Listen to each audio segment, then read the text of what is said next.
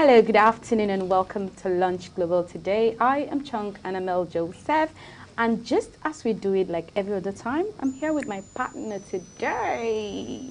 Hi, Samuel. Hey Annabelle, what's up? What's up? Hello, people at home. How you all doing? Oh my God, I guess everybody's fine, and Yeah. I am okay. I'm the one that is not fine because I'm on Lunch Global today, but yet I'm hungry. It's lunchtime now. You know that date. Yesterday you had something in there to go do. So today, So it's going to be today. I'm tying my jacket to yours, Okay, and today's my day. today it's the day that we're going for the lunch together. Yes. Okay, it's nice having you today. It's nice Okay. having me as well. And it's nice having you, the viewers out there. Guess what? Today we're going to be talking about pizza. And we decided to talk about pizza today because it's some food. Is it a food or a snack? Or what do they call it? I think it's a food. It's a food. Anything that goes into the stomach, It's food. Yeah. So today we're going to just be talking about pizza. Reason being, a lot of times we get to just want to eat pizza. There are days that you just want to crave pizza, and when you get there, okay, you don't even know which of the pizza you're going to go for. Most of the times, you're just going for the regular pizza, But today we need to know more about pizza. Whatever it is that it's happening now, it has an origin. And we all know that pizza is one of the most sought after dish of Italian cuisine, and it's one of the easy dishes that can be prepared at home for your loved ones. The only setback is making the perfect pizza base. Not everyone knows how to make it. So that's why oftentimes lots of people go to like a pizza spot, a restaurant, or probably when they have a chef friend and all of that to get their pizza. And trust me, I have enjoyed nice pizza. So far, so good. I'm going to give pizza a 99.9%, and I'm going to leave the 1% for my stomach. Now, let's look at the history of pizza. What is it about it? How did it even start? Because we get to eat it and then we just enjoy it and we don't even know what happened. Sometimes they say you have to check history to know if it's so contagious or it's something that because it's history and there's so much attachment Attached to it, yes. eat and all of that.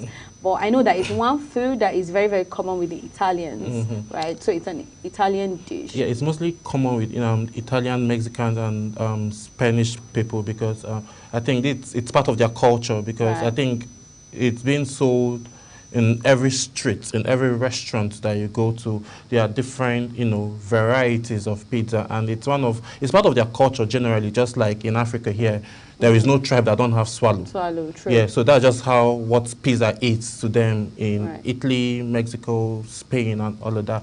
More like wine. Spain's like a lot of wine. So it's just like that, even in Italy. So just like we in Africa here, like there's no tribe that doesn't have. I've not seen a tribe food, yeah. that don't have their own food, True. swallow, whatever. But that's just what pizza is to those in Mexico, Italy, and popularly known for Italians. Pizza. Right, Yeah. right. So the history of pizza began in antiquity as various ancient cultures produced flatbreads with several toppings. A precursor of pizza was probably the focaccia, a flatbread known to Romans as panis focaccius, to which toppings were then added. Modern pizza evolved from similar flatbread dishes in Naples, Italy, between the 16th and the mid-18th century. The word pizza was first documented in AD 997 in Gaeta and successively in different parts of the central and southern Italy. Pizza was mainly eaten in Italy and by immigrants from there. This changed after World War II when alien troops stationed in Italy came to enjoy pizza along with other Italian food. So you know that it's something that has been in existence. And one thing about pizza is, I feel pizza is something you can make just when you know how to bake. You can find your way around pizza. It, yes. It's just for you to make the flatbread, get your dough. Once you have it, Voila. you can spread whatever you want. There people will put tomatoes, put vegetables. Some people put like a little bit of grapes. Just your toppings, cheese. Is your topping. I feel the toppings are what the components or the ingredients that makes pizza. Yes, because from the history now, it looks as if pizza was part of what helped end World War II. Yeah. Because, like they say, troops came together and then they all sat down and then they ate pizza. So I think that's something that they use in welcoming, you know, visitors over there. So, and like you said, pizza is just the moment you have your baking, then you just, you know, do your own magic, put whatever toppings you want, just like taking ice cream and then having different toppings on it. So that is actually amazing for you to just, you know, have varieties, because most of the times we kind of like stick to one certain kind of food or one certain kind of pizza. But now someone at home watching us will be like, oh wow, so I can just maybe get something else, maybe add flatbread, add whatever I want. So that's actually, you know, amazing for us to discover. And then this history, again, it's something that is like, that's like wowing me, because I was thinking it's just their cultural thing, but they give their visitor. Yeah, it's like, and I feel another good thing about pizza is the fact that it brings people together. Yes. Because I can't just get like 10 slices of pizza and eat it alone. I think there's no joy there. You don't even get to enjoy that pizza. But when you're having moments, maybe with friends and you are hanging out, that's like most of the time when you're going out to a pizza spot, you get to see like maybe friends coming together or family coming together or your kids having their like kids party and everybody is sitting down on a round table and enjoying all square table. It can be any table. Table is a table, right? It can be on the floor.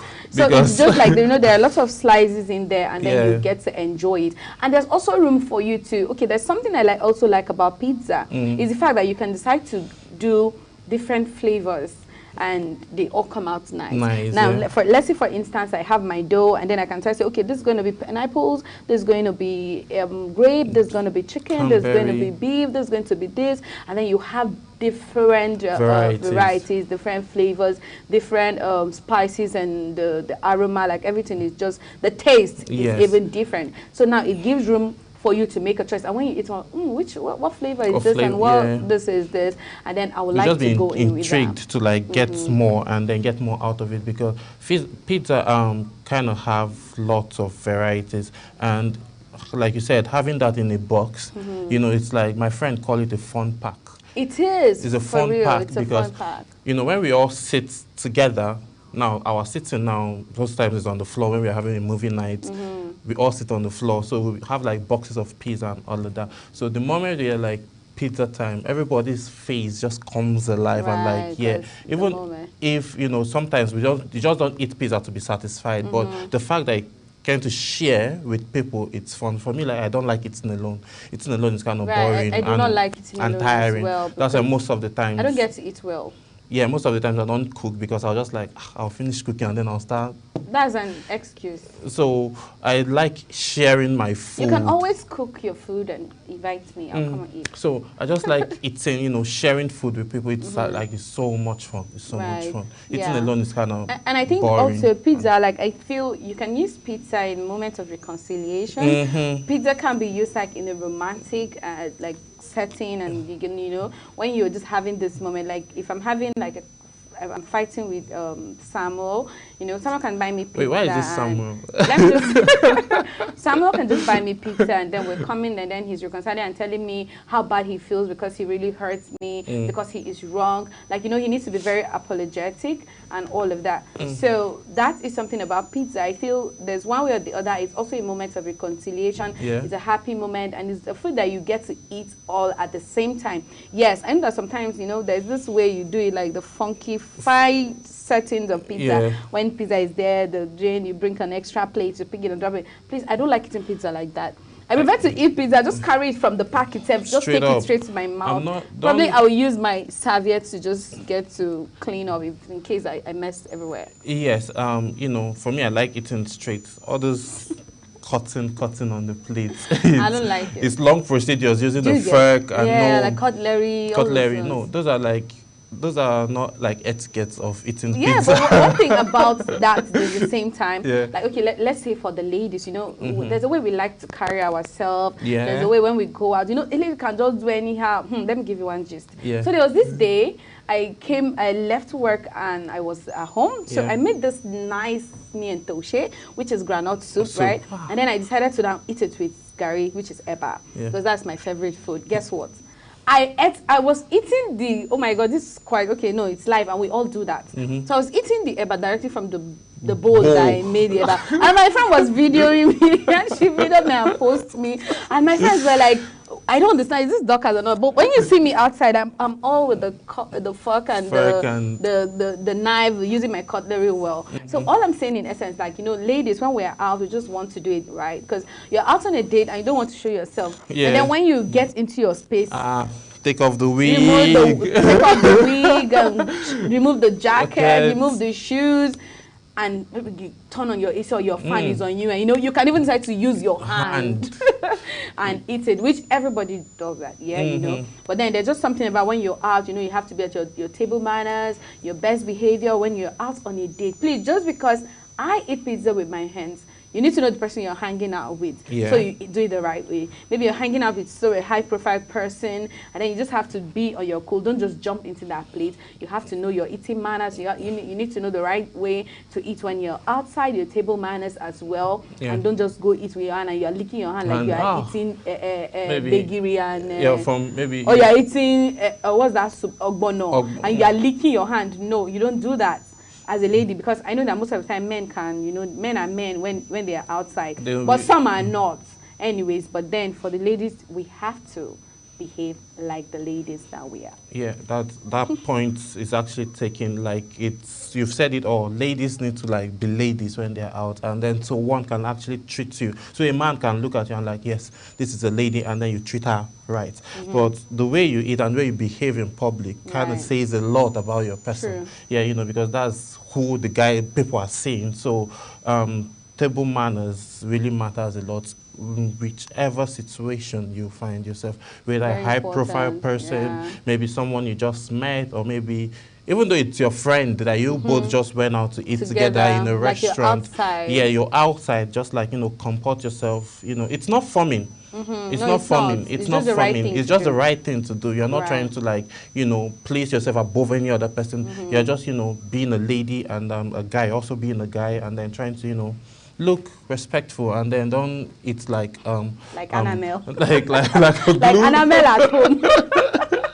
Okay, so before we go into the whole pizza, the idea is just for you to tell you, okay, you can make garlic bread pizza, you can make chicken this pizza, you can get this is what it suits. It's perfect for the night, it's perfect for the afternoon, and for the morning. Is it friendly for your health? And you can always, if you're like not pizza, not garlic friendly, there's always one thing or the other you can add up and make your own recipe special. These are food that even if it's not common with people making pizza at home, but trust me, there's always a starting point. If you do not try it, you won't know it. So that's why sometimes you have to give it a try, see what you can do. See, you're better and bigger than what you think of you. There are things that when you think you can't do it, and when you try, you're like, so I'm a genius. Yeah. And that is just one thing about making your own food, enjoying your own kitchen, and of course making your own pizza. So before we move into that, we're going to just take a little breather, and we will be back shortly.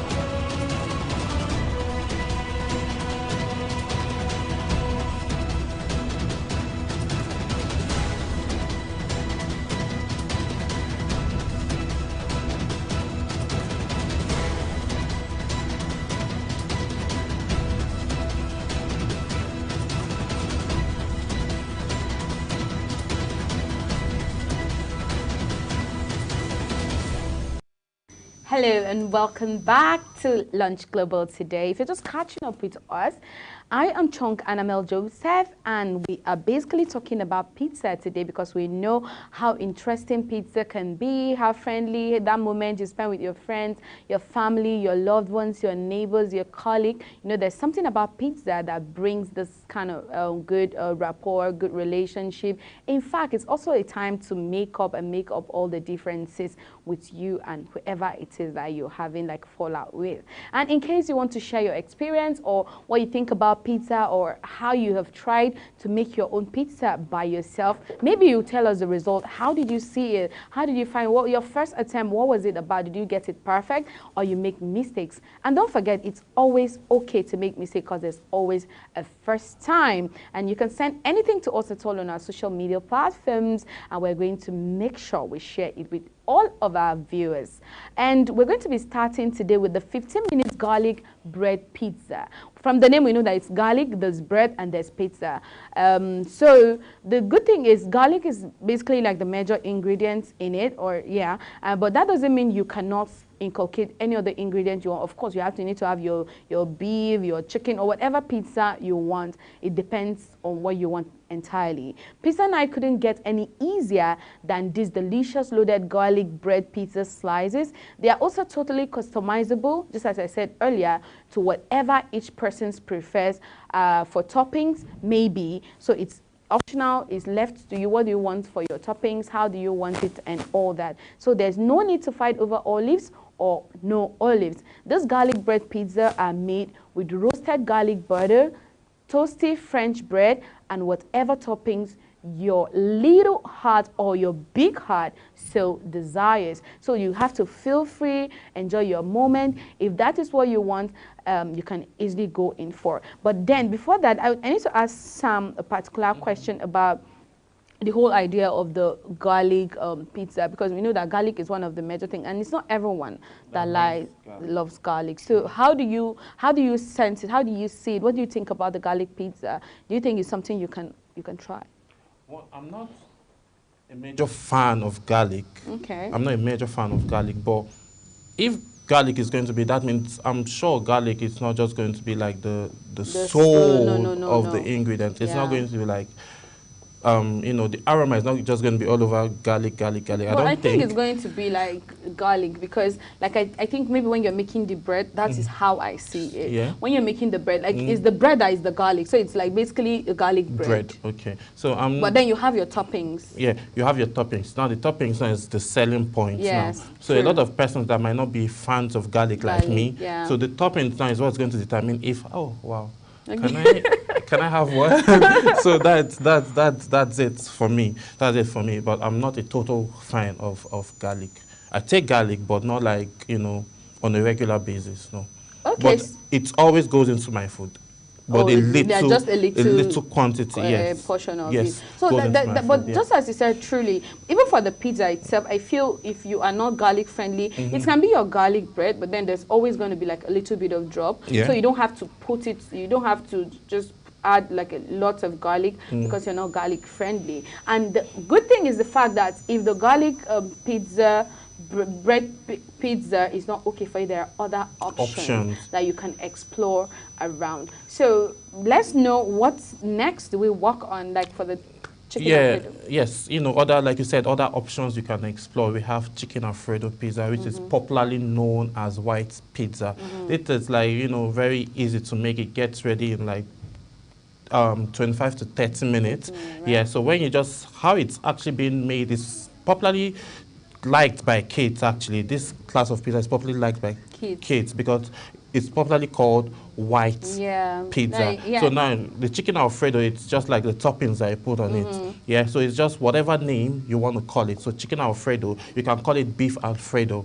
You can call it vegetable Alfredo pizza. Yeah. So that's the beauty about, you know, and the exciting thing about pizza. You can just switch up the name at any time. Anytime you want it's good. You can also switch up the ingredients. It's the same thing, but you can decide to switch up what is if I'm mixing this today, tomorrow I can make the same recipe Yes. but with different ingredients entirely. So that's why it's called, in the first place, that's why it's popularly known as white pizza, because it's just plain. So you come do whatever you want to do on it. So that's why it's loved by kids, because you know kids like a lot of varieties. They love stuff with much of colors and all of that. So that's why most times my nieces and nephews, that's what they like having. My sis can just get it home and then they'll decide to like do whatever they want. They can decide to add tomato paste on it, and just add ketchup, beef, suya, whatever they just want. Pizza, yeah, the suya pizza, dodo pizza. It's all created from white. It started from some. Okay, like for this dodo pizza, I think the first time I tried it, you know, I didn't like it. I tried it, I think, just twice. Yeah. But because not nice, it's not nice. No, I didn't say that.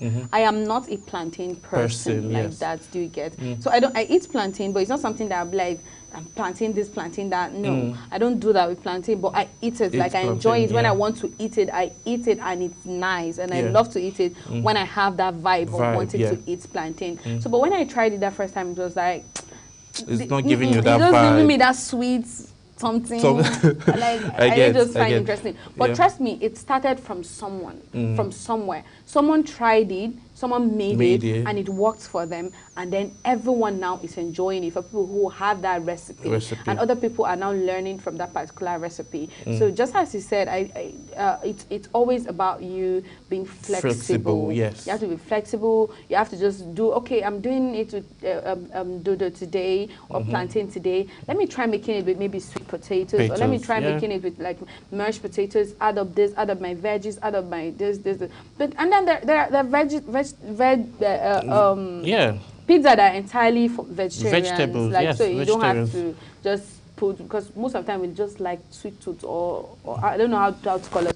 We just like chicken, beef. If there's no protein, if there's no meat, let me use like if there's no meat, there is a problem. But then, you know, it's not all about that. It's about you being stylish, being creative, and then you using your head to do certain things. Just the way you think, especially people who are into business, like entrepreneurs. You know, you always think. You are thinking of, how do I get better today? How do I get better tomorrow? Okay, how do I rebrand? Okay, I'm getting this new energy. I'm getting this new clients. I have this set of clients. How do I rebrand my business so it sells better? And it applies to everything you do in life, because most of the time that, oh, I like to eat rice and stew. How do I make it different? What do I add that will give it another vibe? And then, you know, it's you. People make carrot stew.